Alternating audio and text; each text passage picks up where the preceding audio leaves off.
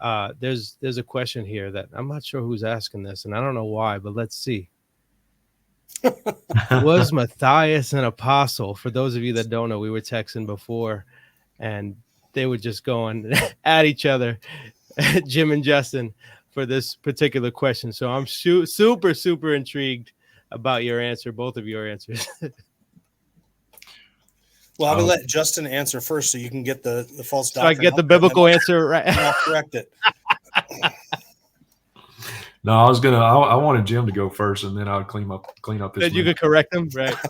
This is the only area of which I'm aware that Jim and I there's just a little bit of daylight between us. Denominations have split over less than this. I'll tell you that right now. This is Justin and I got to go hammer and tongs at each other over this every time. Maybe we'll set up a debate. We've been talking about doing that. I keep friendly debate. He won't. He doesn't want to do it. First ever Dinger debate.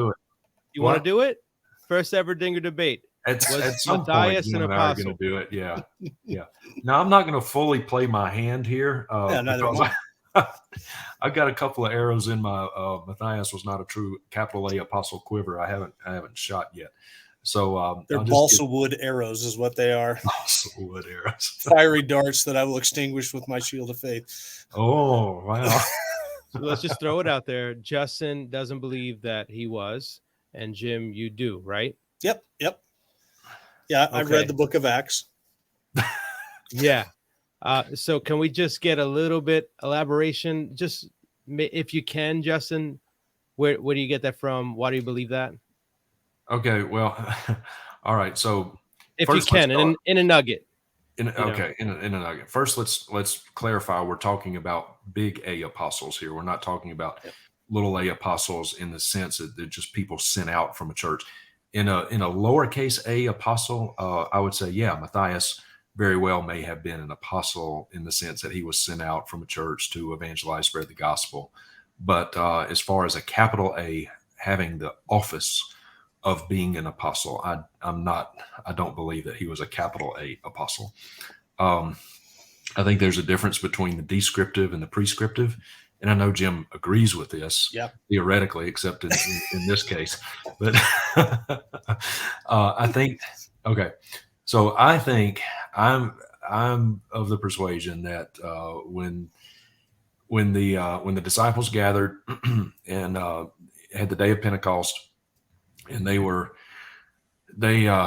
that Judas had hung himself, and so there was the 11. There was no longer the 12. And I think they kind of got to looking around thinking, well, we really need someone to replace Judas. And so how are we going to decide who's going to replace Judas? Oh, well, let's cast lots. And so the lot fell to Matthias, and he became Judas' replacement. I think what they could not have possibly known at the time was that a little bit down the road, Saul of Tarsus, of all people, I mean, he would have been the last person they would have ever expected to replace Judas. But he actually became Judas' replacement when he was converted on the Damascus road there in Acts chapter 9. So I don't see a divine command for the disciples to cast lots and choose Matthias. I have nothing against Matthias. I'm sure he was a perfectly nice guy. I fully expect to see him in heaven one day. I'm just not convinced.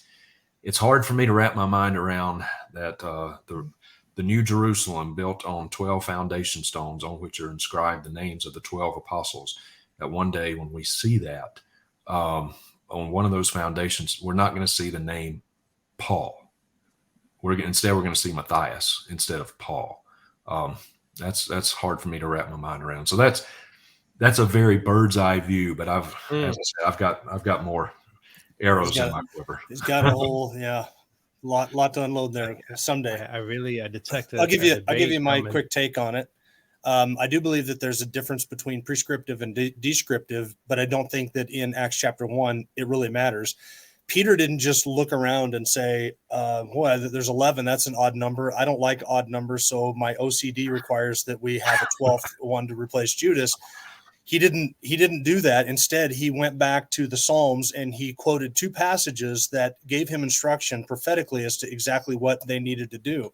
that Judas passed from the scene and another was to take his place. And so Peter interpreted that in the same way that he handles the Old Testament scriptures elsewhere when he quotes them, the same hermeneutic, and he arrived at the conclusion that that's what they should do.